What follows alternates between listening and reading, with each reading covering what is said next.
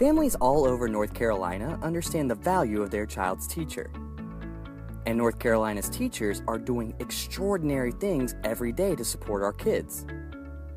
But, like other states, we're struggling to recruit new teachers and retain the great ones we have.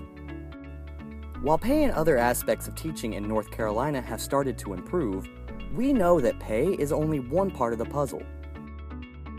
Fundamentally, the way the teaching profession is structured hasn't kept up with other highly skilled professions. Picture this. 2 recent college grads walk into their first day on the job. One is a teacher, and the other is going into the business world. Let's look at the differences.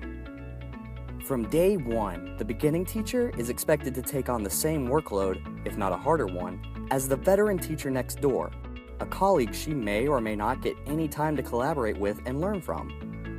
And with every other person in the school building also reporting to the principal and not enough planning time, it's hard to get any other kind of mentorship or support she needs. What about resources? Whether technology, equipment, or basic supplies, she often gets whatever someone else decided that she needs, regardless of her class's unique needs. And that often isn't enough. But hey, she's always more than welcome to bring her own. On the other hand, the business professional has a workload that ramps up much more slowly. She works on tasks with limited scope and complexity under the close supervision of an experienced team, with whom her schedule and professional pathways encourages her to collaborate and learn.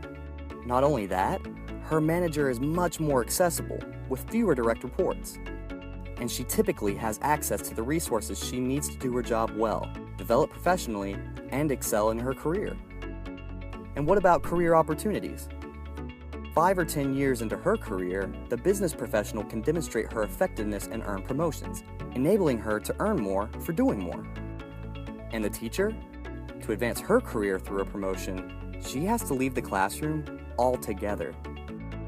Let's hear from a FIT leader who has experienced both worlds, first in banking and now as a teacher. Meet Mary Margaret. My name is Mary Margaret Harris. I have been in the classroom for 6 years and am currently the Career Development Coordinator. I spent 13 years in banking as a branch manager, small business lender, and even a securities salesperson. At the bank, I was absolutely treated as a professional. We always had all the resources that we needed to close the deal, if you will. Whereas in education, it takes the whole community pulling together to make ends meet just on our basic supplies and basic everyday needs. My students think I'm crazy, and every day they would say, "Ms. Harris, why did you do this?"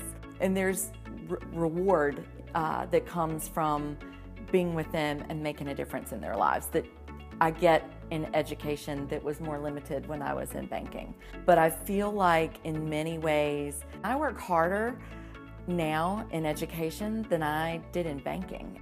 You can talk to any CEO or any human that you can find anywhere around, and they'll be able to quickly tell you which teacher made the biggest difference in their life.